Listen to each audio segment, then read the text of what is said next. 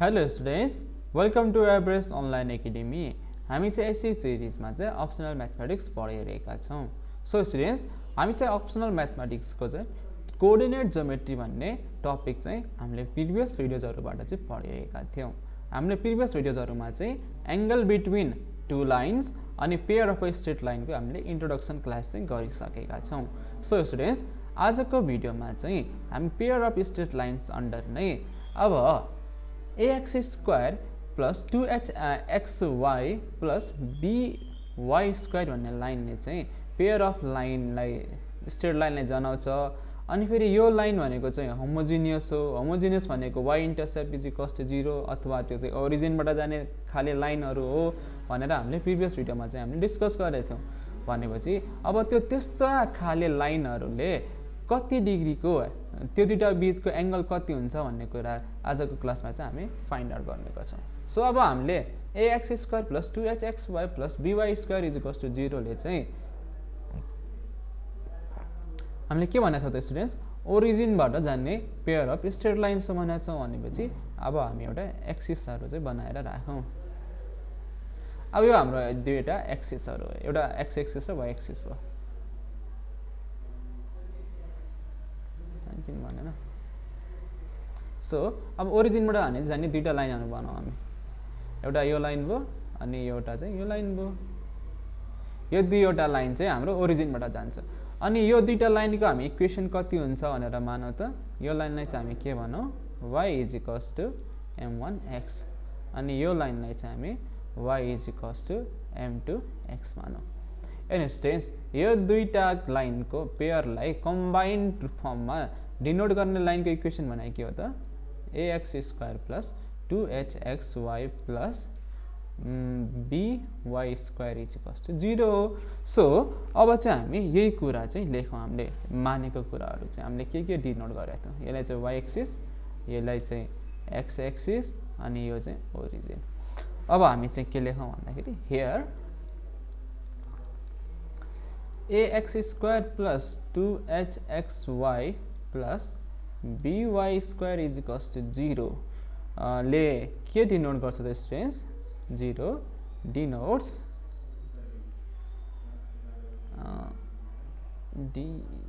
denotes two straight lines passing through origin, two straight lines passing through origin. ओरिजिनबाट जाने दुईटा straight line चाहिँ यसले denote गर्छ. अब स्ट्रेट ओरिजिनबाट जाने हामीले दुईटा लाइनलाई डिनोट गर्छ भनेपछि अब हामी कन्सिडर गरौँ. Let us consider two lines passing through origin B. ओरिजिनबाट जाने दुईटा लाइनहरु के हुन सक्छ त students, y is equals to m1x अनि y is equals to m2x भनेर हामी दुईवटा लाइन हामी डिनोट गरौँ. यो अब y is equals to m1x छ भने चाहिँ और हाम्रो के लेख्न सकिन्छ त स्टुडेन्ट्स, y माइनस m1x या और y minus m2x is equals to 0. So अब हामीले यो इक्वेसनले चाहिँ एउटा पेयर अफ लाइनलाई डिनोट गर्छ भनेपछि अब चाहिँ हामी फर्दर कुराहरु चाहिँ लेखौं. यो दुईटा लाइनलाई चाहिँ हामी कम्बाइन गरौँ स्टुडेन्ट्स. सो यसलाई चाहिँ हामी 2 भनौं अनि यसलाई चाहिँ हामी 3 भनौं अनि यो 2 र 3 लाई चाहिँ कम्बाइन गरौँ. कम्बाइनिङ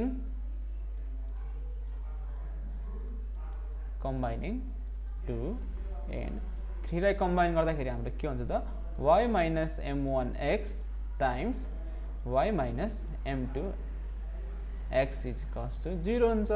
अब चाहिँ हामी यो यसलाई चाहिँ हामी मल्टिप्लाई गरेर राखौं. मल्टिप्लाई गर्दाखेरि के हुन्छ त students, y square minus m2xy अनि माइनस m1xy अनि plus m1 m2x square is equals to 0. So यसलाई अब फर्दर सिम्प्लिफाइड फर्ममा लेख्नु पर्यो भने y स्क्वायर माइनस कमन झिकौं माइनस कमन झिकेपछि m1 plus m2 xy plus m1 m2 x square is equals to 0 भयो। अनि अब यसलाई चाहिँ हामी के भनौँ त इक्वेसन 4 भनौँ। अब हाम्रो इक्वेसन 4 के आयो त y square minus m1 plus m2 times xy plus m1 m2 x square is equals to 0 भयो। अब यसलाई चाहिँ हामी इक्वेसन 1 सँग कम्पेयर गरौँ। कम्पेयरिङ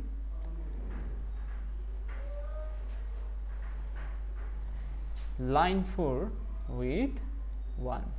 अब इक्वेसन 4 लाई 1 सँग हामीले कम्पेयर गर्यो भनेपछि हामी यहाँ a को 1 को इक्वेसन यहाँ राख्दा ax square plus 2hxy plus by square is equals to 0 हुन्छ।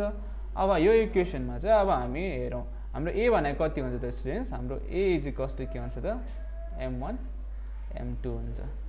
अनि हाम्रो b इज इक्वल्स टु कति छ त students y square is equals to हामीसँग y स्क्वायर को कोएफिसिएन्ट हो नि त, so b is equals to 1 छ। अनि हाम्रो h इज इक्वल्स टु या 2 h इज इक्वल्स टु कति छ त students minus m1 plus m2। So हाम्रो m1 प्लस m2 भनेको माइनस m1 प्लस m2 भने हाम्रो यति भयो। एन्ड स्टुडेन्ट्स अब हाम्रो b को भ्यालु चाहिँ यहाँ हामीसँग 1 छ भनेपछि हामी यो नि लेख्न सक्छौँ नि त a by b is equals to m1 m2 अनि 2h by b is equals to minus यसले माइनस लेखौँ यो इज इक्वल्स टु कति हुन्छ त m1 प्लस m2 हुन्छ।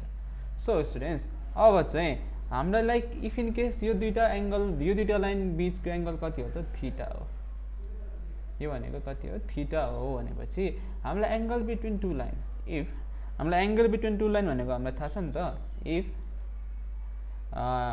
theta be the angle between two given between two lines हामीलाई tan theta भनेको के हुन्छ त students tan theta is equals to plus minus m1 minus m2 divided by 1 plus m1 m2 हुन्छ।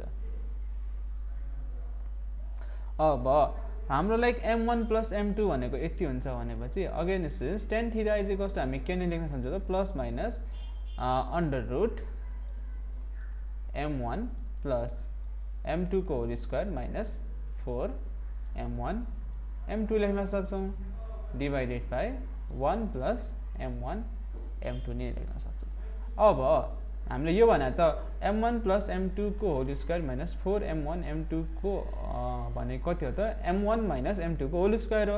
अनि m1 minus m2 को whole square divided by त्यो चाहिँ अंडर रुट भित्र छ भने चाहिँ त्यो भनेको कति हुन्छ m1 माइनस m2। यो चाहिँ हामीले अलिकति यसलाई चाहिँ हामीले लाइक m1 माइनस m2 लाई चाहिँ m1 प्लस m2 को फर्ममा लेख्न खोज्यो। सो अब हामीले योलाई यसरी लेख्न खोज्यो भनेपछि अब चाहिँ हामीले m1 प्लस m2 अनि फेरि m1 m2 को भ्यालु सब्स्टिट्युट गर्यो भने चाहिँ हाम्रो m1 प्लस m2 भनेको कति थियो त स्टुडेन्ट्स हाम्रो m1 प्लस m2 भनेको कति हो माइनस 2h बाइ b हो। So minus 2h by b हो भनेपछि अब यसलाई चाहिँ हामी अलिकति लेखौँ माइनस 2h बाइ b भनेको माइनस 2h बाइ b को whole square minus 4m1 m2 अनि m1 m2 भनेको कति हो त a बाइ b हो। सो a बाइ b भनेपछि यसलाई चाहिँ हामी a बाइ b लेखिदिउँ अनि फेरि यो सबै केमा हुन्छ त रुटमा हुन्छ divided by 1 plus m1 m2 भनेको के हो त a बाइ b हो। अब हाम्रो यो आइसकेपछि चाहिँ अब चाहिँ हामी के गर्न सक्छौँ त स्टुडेन्ट्स यसलाई चाहिँ अलिकति सिम्प्लिफाइड फर्ममा लेखौँ। अब यसलाई सिम्प्लिफाइड फर्ममा लेख्नु पर्यो भनेपछि यो कति हुन्छ त 4h square divided by b square minus 4a divided by b हो divided by 1 plus a by b हो। यसलाई चाहिँ अलिक फर्दर सिम्प्लिफाई गरौँ प्लस माइनस अंडर रुट यो भनेको कति हुन्छ त स्टुडेन्ट्स हामीले इफ इन केस हामीले लाइक यहाँ एलसीएम लियो भने के हुन्छ त 4h स्क्वायर b हुन्छ 4h square b minus 4a हो अनि 4h square minus ab 4h square minus 4ab divided by b square whole divided by 1 plus यसलाई नि हामी गरौँ न एलसिएम यसपछि ल्याउँ ए बाई बी भयो। अब यसलाई चाहिँ हामी एलसिएम नि यो बाहिर कमन नि झिकिदिउँ। यो माथि कमन के छ त 4 कमन छ। 4 कमन छ भने 4 कमन आयो भनेपछि रुटको भित्र छ भनेपछि बाहिर आउँदाखेरि के भयो 2 भयो। अनि तल बी स्क्वायर छ भने चाहिँ रुट बाहिर आयो भने चाहिँ बी भयो under root H square minus AB divided by यो कति हो त students a plus b divided by b भयो। जुन भने चाहिँ के हुन्छ त प्लस माइनस अन्डर रुट 2 छुट्यो हाम्रो 2 under root H square minus AB divided by a plus b plus minus. So हाम्रो टेन थीटा भने कति हुँदो रहेछ त टेन थीटा भने plus minus 2 under root H square minus AB divided by a plus b हुँदो रहेछ। अब हाम्रो टेन थीटाको भ्याल्यु यति भयो भनेपछि अनि थीटा इज इक्वल्स टु कति हुनसक्छ त students plus minus 2 under root H square minus AB divided by a plus b चाहिँ हुन्छ अगाडि के हुन्छ त टेन इन्भर्स। सो हाम्रो theta is equals to tan inverse plus minus 2 under root H square minus AB divided by a plus b हुँदो रहेछ। अब हामीले थीटाको भ्याल्यु फाइन्ड आउट गऱ्यो भनेपछि अब चाहिँ हामीलाई पर्पेन्डिकुलर हुने कन्डिसन अनि फेरि कोइन्सिडेन्स हुने कन्डिसन चाहिँ हामी अब निकाल्न जाउँ। फर्स्टमा चाहिँ हामी कन्डिसन अफ पर्पेन्डिकुलारिटी हेरौँ। Condition of perpendicularity condition of perpendicularity condition of perpendicularity। So students अब कन्डिसन अफ पर्पेन्डिकुलारिटी भनेको एङ्गल तिनीहरूको बिचको कति हुनु पर्यो त 90 डिग्री हुनु पर्यो। अब एङ्गल 90 डिग्री हुनुपर्छ भनेपछि हामीलाई टेन थीटा भनेको कति हुन्छ त students tan theta is equals to के छ त plus minus 2 root H square minus AB divided by a plus b हुनु पर्यो। अब टेन 90 अब हाम्रो पर्पेन्डिकुलर हुने कन्डिसन छ भनेपछि theta must be equals to 90 degree हुनु पर्यो। अब थीटा 90 हुन्छ भनेपछि हामीले के लेख्न सकिन्छ त tan 90 is equals to plus minus 2 under root H square minus AB divided by a plus b हो। अब स्टुडेन्ट्स टेन 90 भनेको कति हो त टेन 90 भनेको त हाम्रो इन्फिनिटी हो नि त। यो भनेको के हो त plus minus 2 under root H square minus AB divided by a plus b हो। अब स्टुडेन्ट्स यो जुन इन्फिनिटी छ नि यो इन्फिनिटी भनेको के हो त something number n divided by 0 हो। अब हाम्रो डिनोमिनेटरमा केही गरी 0 आयो भने त हाम्रो लाइक यो इन्फिनिटी हामीले एचिभ गर्न सक्छौँ। सो अब हामी के लेखौँ त a plus b is equals to 0 हुनु पऱ्यो। अब a plus b is equals to 0 हुन्छ भनेपछि हाम्रो ए इज इक्वल्स टु के हुनु पऱ्यो त minus b. A is equals to minus b छ भनेपछि त्यस्तो कन्डिसनमा हामी के भन्न सक्छौँ भन्दाखेरि pair of lines are perpendicular. So अब हामीले पर्पेन्डिकुलरको कन्डिसन हामीले थाहा पाइसक्यौँ भनेपछि अब चाहिँ कोइन्सिडेन्सको हामी कन्डिसन नै फाइन्ड आउट गरौँ।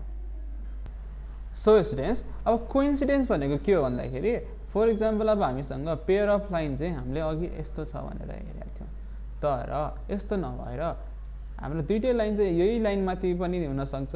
यस्तो खाले आयो भनेपछि चाहिँ यो कन्डिसनलाई चाहिँ कोइन्सिडेन्स भन्छ। सो स्टुडेन्ट्स अब हामी दुईटा पेयर अफ लाइन चाहिँ कोइन्सिडेन्ट हुने कन्डिसन चाहिँ हामी फाइन्ड आउट गरौँ। अब कोइन्सिडेन्ट भन्दा एउटा माथि एउटा ओभरल्याप हुनुलाई हामीले कोइन्सिडेन्स भनेको थियौँ भनेपछि एउटा माथि एउटा अब एउटा माथि एउटा भएको छ भने यो दुईटा बिचको एङ्गल कति छ र यो बिचको एङ्गल भनेको थीटा इज इक्वल्स टु कति छ 0 डिग्री छ। सो कोइन्सिडेन्स हुनलाई चाहिँ हाम्रो एङ्गल कति हुनुपर्छ त्यो 0 हुन्छ।